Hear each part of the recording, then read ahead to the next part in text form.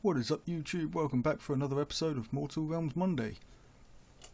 This week we're going to be taking a look at the Dreadscyth Harridans from issue 17 of the Mortal Realms magazine. So without further ado, let's get painting.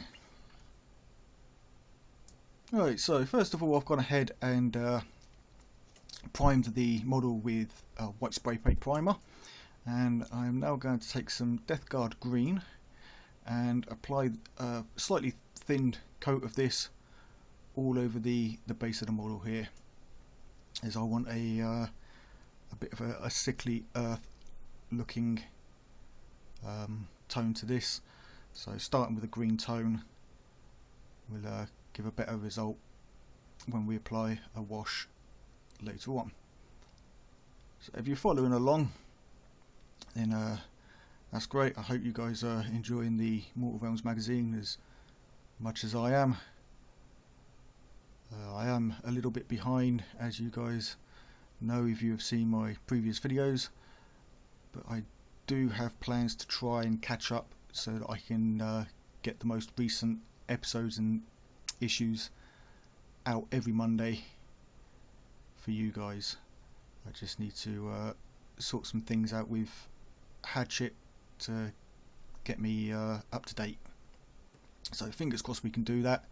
If not, then we're only a month behind, so I'm sure many of you guys are in the same position and are only just getting your magazines, or only just starting to, start working on your models.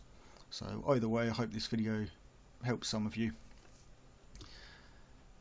So the rim of the base here I'm going to do in Mournfang Brown, just to tie it in with the rest of my army. The rims of all the bases are done in Mournfang Brown, regardless of what the top coat is, although it usually ends up along a shade of brown anyway. So once that's done, we'll skip on to the next bit here. Right, so next up we're going to take some Nighthawk Gloom, and this is thinned down on my wet palette on a ratio of about 2 parts water to 1 part Nighthawk Gloom. Maybe a little bit less water than that, but it's around about that. And I'm going to apply this all over the spectral part of the miniature, up to where the robe is there, or the hooded part of her that's over her shoulders, including down on the smoke at the base. Even though that is going to be dry brushed white, we do want a slight hint of this blue grey in there. Now I do go over this with a good 10 to 15 layers, obviously letting each layer dry before moving on to the next, and I start to focus it more towards the top of the model, where I want this effect to be darker than the bottom. So with each successive layer I'll start slightly further up the model from the base, so that we get a rough gradual transition from the pale base up to that dark Nighthawk Gloom up the top. And then once I've got that as evenly consistent as I can, I then switch to pure Nighthawk Gloom, and then just gently work that in around the edge of the robe to get that darker tone right at the top there. So we'll jump on ahead, and you can see the effect that I have once I'm finished applying the multiple layers of Nighthawk Gloom. Okay, so you can see here I've got the dark at the top fading down to the lighter bottom down there, and I've also done the same with the blades. They get darker towards the tips, and then they'll be lighter near the wrists and the arms. So what I'm doing here now is going over with a dry brush of Corax White. You can use white scarf for this, any kind of clean looking white works for this, and the same as with the Nighthawk Gloom, I build this up in multiple layers, obviously focusing more towards the bottom where I want it almost pure white, and then feathering it off as I get towards the top of the cloak and just adding a little bit of highlight. Because of the way that the dry brushing deposits the paint, you will see some of that Nighthawk Gloom through the thinner layers, which will give it a paler blue look, which is great for the highlights on the top there, and it also gives us a nice transition. The only other thing I will say is dry brushing tends to give a bit of a chalky effect. So what I usually do once it's all done is I'll rinse the brush off and dry it as much as I can, and then whilst the brush is barely damp but it does have a little bit of moisture in there, I'll then do one quick dry brush over the top, and what this does is the moisture in the bristles help smooth out the paint a little bit and get rid of some of that chalkiness, and then you can then go back over with a very thin down glaze of the Nighthawk Gloom, just to smooth out any more chalkiness of the white. Obviously the camera's slipping in and out of focus there, trying to focus on the brush rather than the model. Now, I will say with these models, the arms are super fragile. I actually damaged one of mine removing it from the sprue. So you can see here, I'm just applying a small amount of pressure on the end of the blade so that the arm stays still while I'm dry brushing it, just so there's not too much heavy movement on that arm, which will cause it to flex and snap.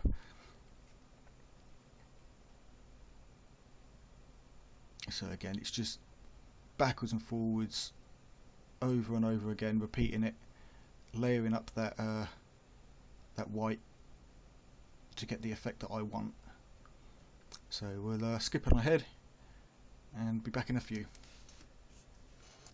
Okay, so once the heavy dry brushing is done, I'm now going to go in with some white scar that is slightly thinned down, and a standard brush here, and I'm just going to clean up the hooded, or the hood area, robe, whatever you want to call that piece on her over her, the cowl or whatever it is, and obviously just neaten that up and get that to a nice crisp white again.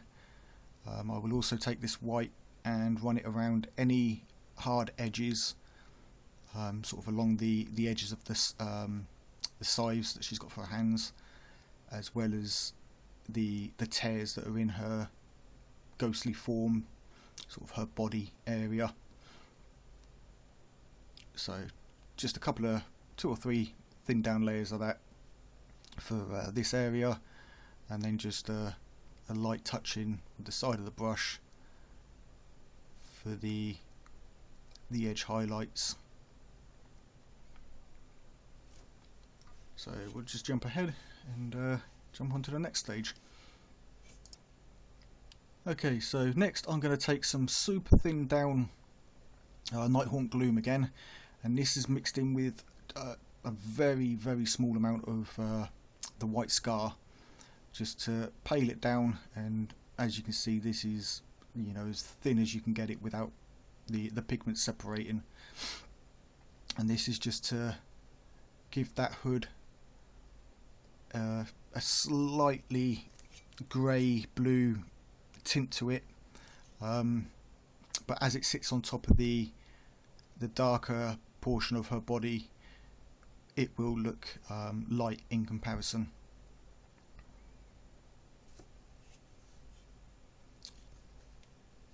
Right, so once that's done, we'll be back in just a tick. Okay, so next up I'm going to take some Harridan black, and this we're going to use for her hair.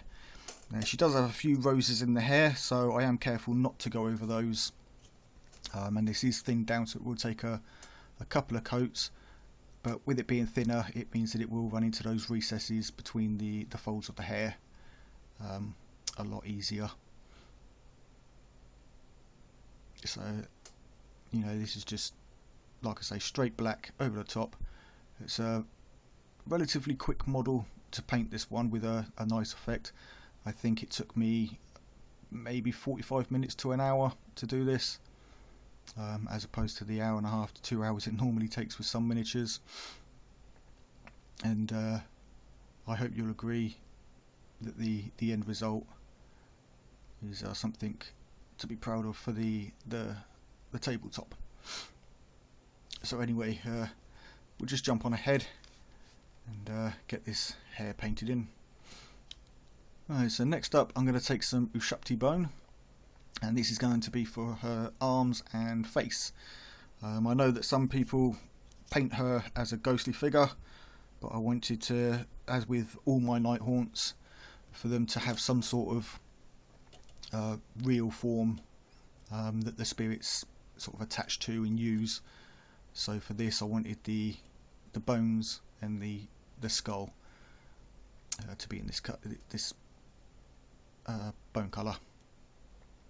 So again, as always, thin down paint and just a couple of quick coats. Doesn't take a lot with this because she is undercoated in white. It's much easier to get that paint to cover in 1 or 2 coats.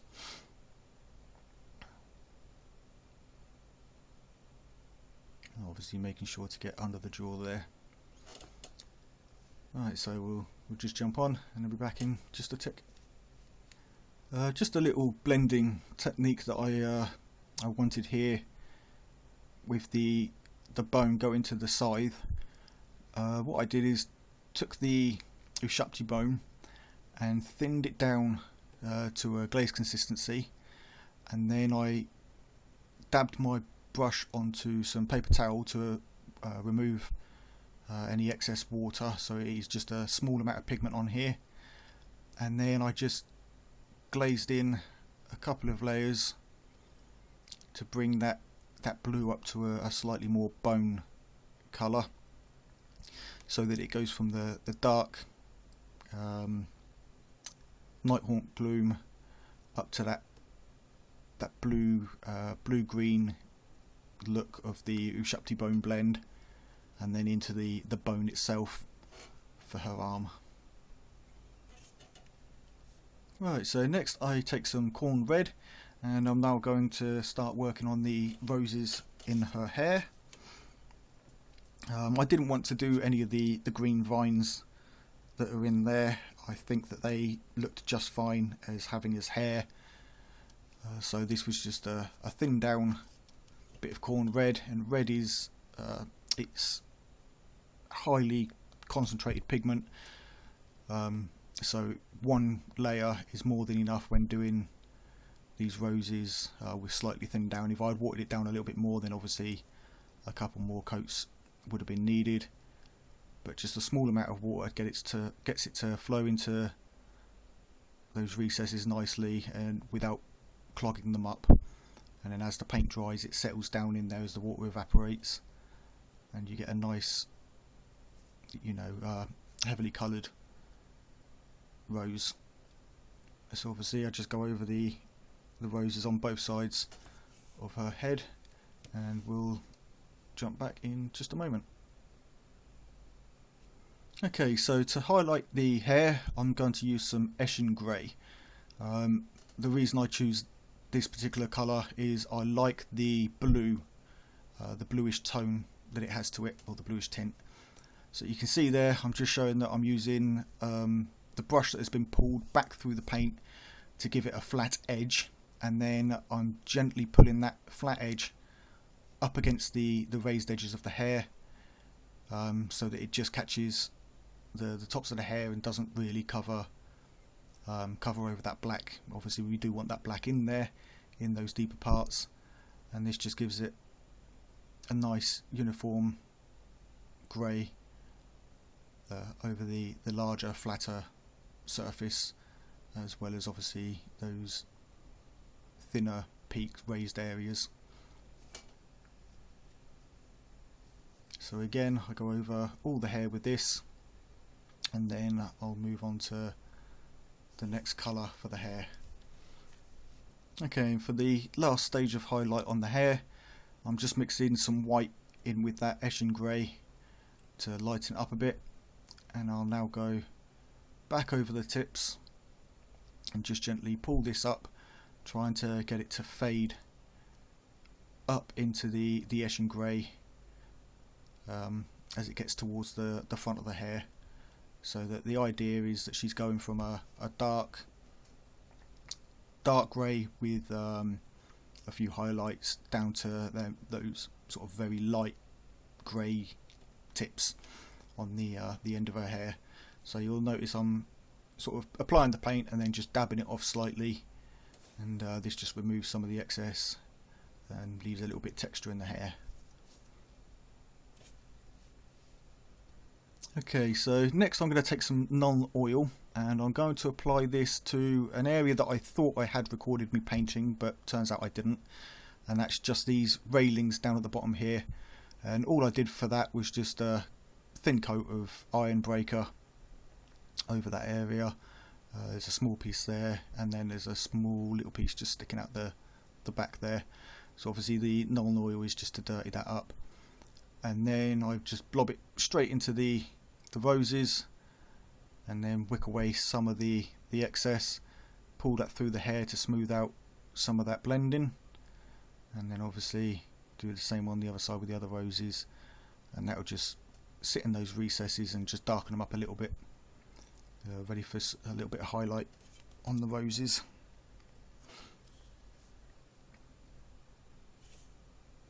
And with the Nonoil done, it's now for the next shade, which is some Reikland Flesh shade, and I'm just using this for all of the bone areas. So just a thin layer, using it almost like a glaze, and just applying with care to a couple of the smaller creases. I'm not just blobbing this on like I would with some things. This one I actually want to get a thinner coat on there than I'd get if I just sort of lathered it on. Again, obviously making sure to get under the jaw there. And you can see it's just enough to stain the bone, but not really leave any amount of wash on there. And all I'm doing here is pulling the bristles back against that edge, just so that the wash can sit down into that little crease that forms the indentation of the bone.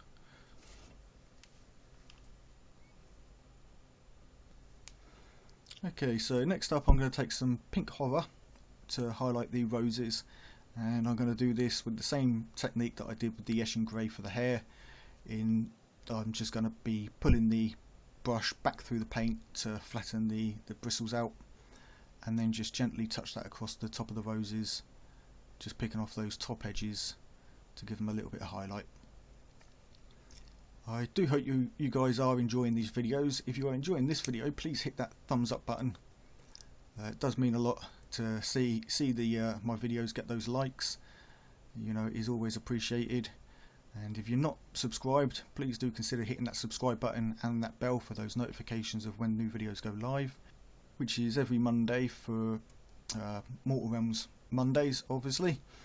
And I have pre-ordered the Indomitors box set. I was lucky enough to get a set from my local game store, and so the following week from the 25th I'll be doing some painting videos going through, so it'll be a separate playlist for the painting up of the Indomitors box set.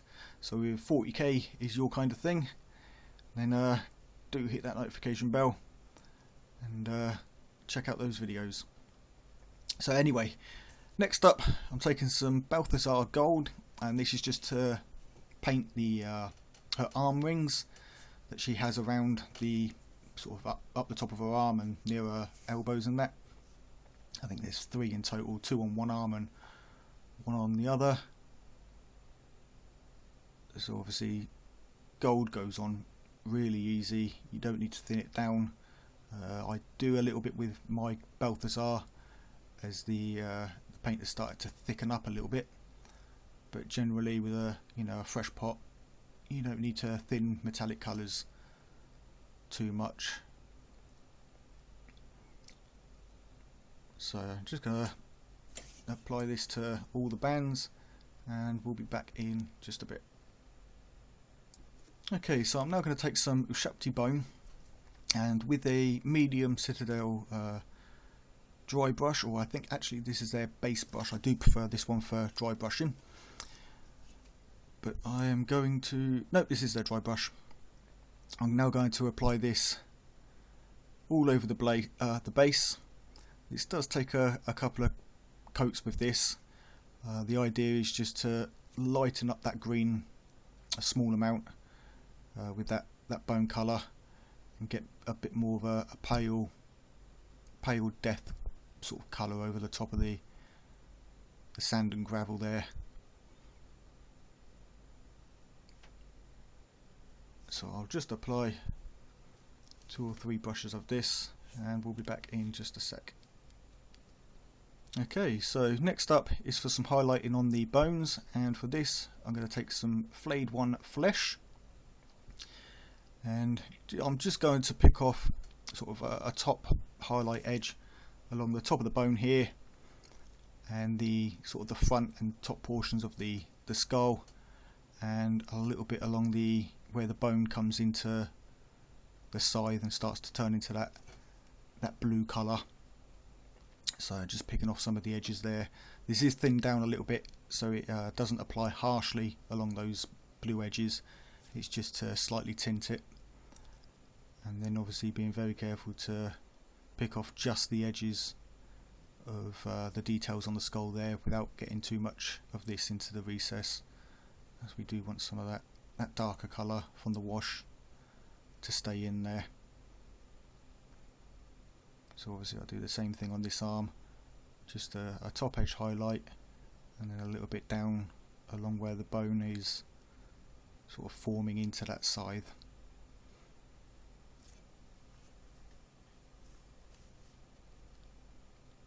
Right, and coming to the final stages now, I'm just going to take some Gehenna's Gold, I think that's how you pronounce it, and I'm just going to apply a very small amount of this as an edge highlight for the Balthazar Gold. It is a slightly more brighter yellow gold compared to the bronzier Balthazar Gold, and it gives it a nice little highlight just along the top edge of it there.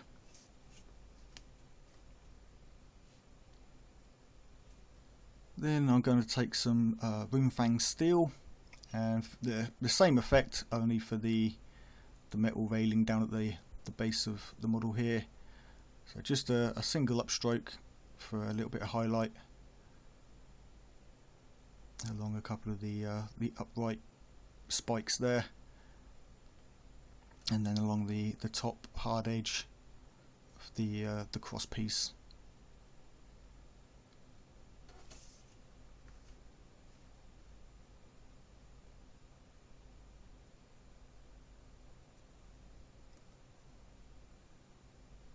And then with that done, the only thing left now is for some Agrax Earthshade, and I'm just going to apply this heavily over the entire base, and just allow that to sit into those, you know, all the little gaps between the gravel and sand there, and that will just sort of stain it.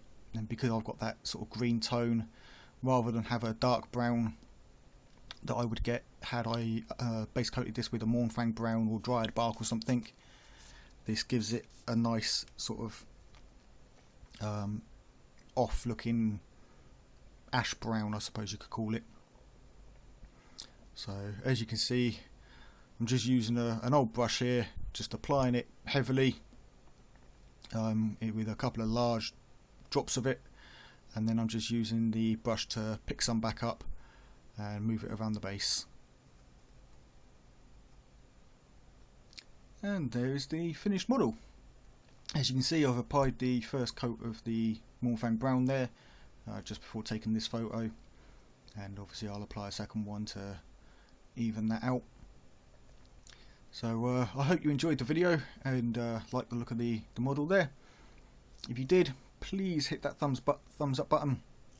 Not only is it much appreciated, but it also works alongside YouTube's algorithm in getting me noticed more on their front page and however else it works.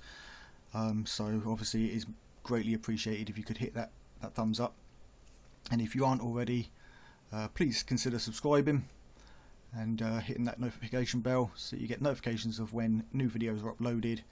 Obviously for Mortal Realms Monday, that is every Monday, and I'll be starting a new series focusing on the Indomitus box set, due out on the 25th of this month. So thanks a lot for joining me, guys. I hope you enjoyed the video, and I shall catch you next time. Take it easy and keep on painting.